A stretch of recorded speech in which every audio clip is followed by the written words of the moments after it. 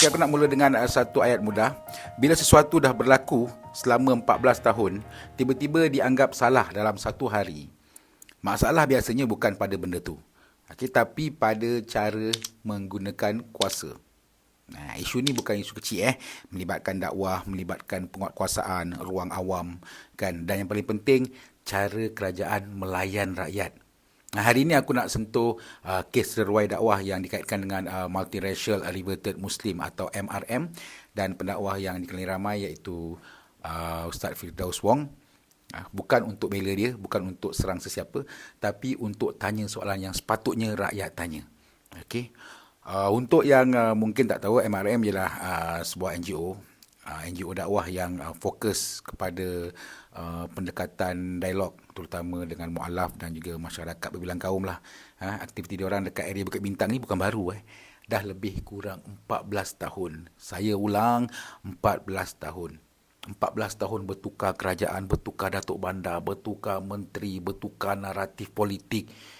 Aktiviti diorang ni yang tak bertukar.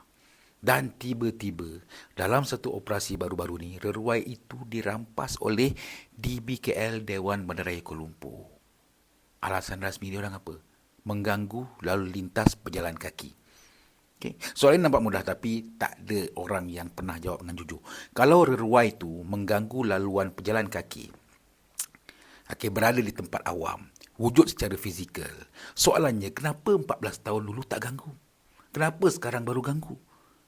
Gangguan fizikal ni tak akan muncul secara ajaib tau, tiba-tiba je. Laluan tu bukan tiba-tiba jadi kecil. Kemah tu bukan yang tiba-tiba jadi besar. Kan orang berjalan kat situ tak ada dia tiba-tiba jadi dua kali ganda ramai. Kan? Kalau alasan di BKL ialah keselamatan, kenapa tak ada rekod tindakan sebelum ni? Ini bukan tuduhan tau. Ini soalan yang logik, yang valid. Okay. Di BKL tak nyatakan secara jelas sama ada tindakan itu berpunca daripada aduan ke apa kan. Tapi dalam realiti pentadbiran bandar, kita tahu satu benda lah. Okay. Satu aduan pun dah cukup dah untuk penguatkuasa bertindak. Soalan dia bukan boleh atau tak boleh di BKL bertindak. Persoalannya ialah kenapa baru sekarang ada aduan? Kenapa 14 tahun sebelum ni senyap? Adakah orang sekitar situ baru rasa terganggu, tiba-tiba je rasa terganggu? Atau ada individu yang baru pindah yang tak selesa dengan kewujudan aktiviti tu? Maksud aku baru pindah dekat-dekat situ, bukan menteri wilayah yang baru, bukan. Atau rasa pentadbiran sekarang ni buat setengah orang rasa macam sekarang waktu yang sesuai untuk report. Kalau dulu tak sesuai, yang sekarang ni pentadbiran sekarang ni sesuai untuk report. Aku tak tuduh tau, aku cuma bentangkan kemungkinan yang munasabah. Dan dalam negara matang, soalan begini tak patut dianggap jahat. Malah patut dijawab. Dah tak payah jawab pun tak apalah, bukan jujur pun jawapan kau. Kan? Okey, ini bahagian paling kritikal. Dalam tadbir urus yang sihat, penguatkuasa ada peringkat-peringkat dia. Okey, biasanya teguran, lepas tu amaran, lepas tu notis, lepas tu tempoh pembetulan, dan baru tindakan yang keras. Kan, rampasan lah macam itulah semualah, rampasan serta-merta kan. Lepas tu, biasanya benda ni digunakan apabila ada bahaya segera, ancaman keselamatan ataupun pencerobohan jelas.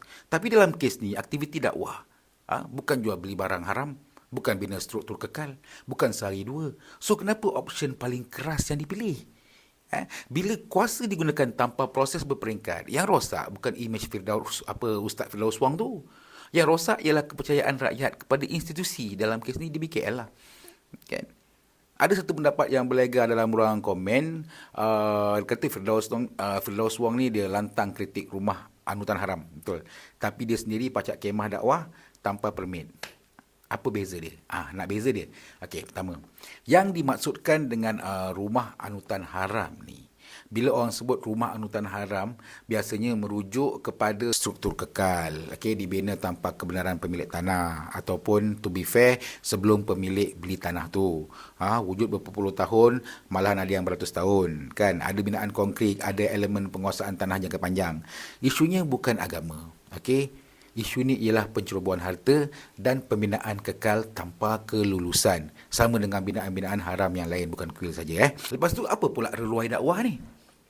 Firdaus Wong punya ni. Reruai dakwah Firdaus Wong pula ialah struktur sementara. Bukan binaan kekal. Tak melibatkan konkret. Tidak mengubah fizikal tanah. Boleh dibuka dan dialih pada hari yang sama. digunakan hujung minggu atau cuti umum saja. Lebih penting dah wujud sekitar 14 tahun dan menurut Firdaus Wong, sepanjang tempoh itu di BKL memaklumkan permit tidak diperlukan. Kalau kenyataan tu betul, dari sudut niat dan pematuhan, aktiviti itu berjalan atas pengetahuan di BKL, bukan atas kedegilan ataupun sembunyi-sembunyi. Okey, sekarang ni siapa yang salah kalau peraturan tiba-tiba berubah? Katakanlah betul di BKL sekarang ni dah nak kena ambil permit. Katakan peraturan dah tukar dah diperketatkan. Okey, soalan pentingnya, adakah perubahan itu dimaklumkan secara rasmi? Adakah amaran diberikan kepada Firdaus Wong? Adakah tempoh penyesuaian disediakan? Kalau selama 14 tahun aktiviti dibenarkan atau sekurang-kurangnya dibiarkan dengan kefahaman tak perlukan permit, maka bila peraturan berubah, kesalahan itu tidak boleh dicampakkan bulat-bulat kepada penganjur. Kan? Kat sinilah beza besar antara langgar undang-undang dengan niat dan juga langgar undang-undang pasal perubahan pentadbiran. Lagi satu, kenapa analogi rumah anutan haram ni tak sesuai, tak adil disamakan dengan reruai dakwah ni? Okay? Walaupun kedua-duanya melibatkan tanah awam dan juga persendirian, yang penting tanah lah kan. Tapi hakikatnya, rumah anutan haram ialah isu hak milik dan perancangan bandar. Reruai dakwah pula isu pengurusan ruang awam. Kalau kau samakan dua benda ni, kau bukan bercakap pasal undang-undang. Kau guna emosi kau je.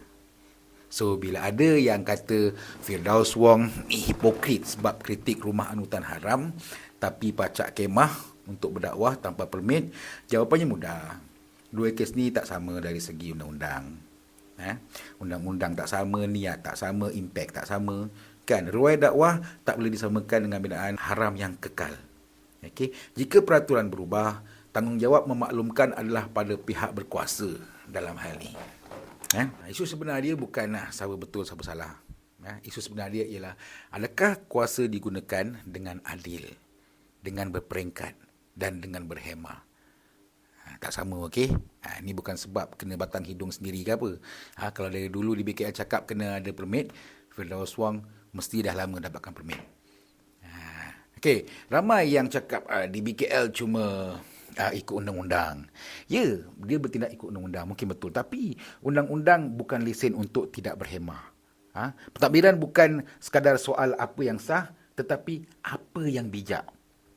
Bila sesuatu aktiviti yang dah lama, terbuka, dikenali umum, kan, pendekatan terbaik ialah libat urus.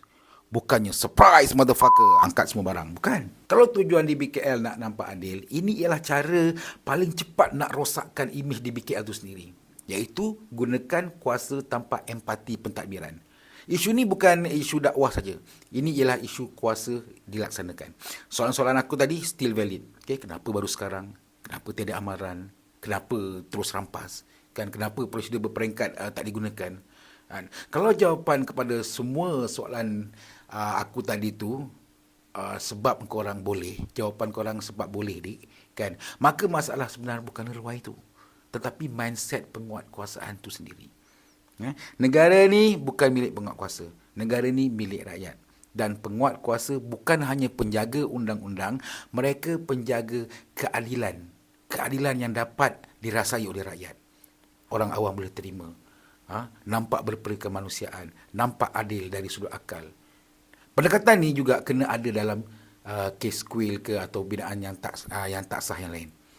Kalau undang-undang ditegakkan dengan cara yang buat rakyat rasa dianiaya, yang kalah bukan NGO, yang kalah ialah kepercayaan rakyat.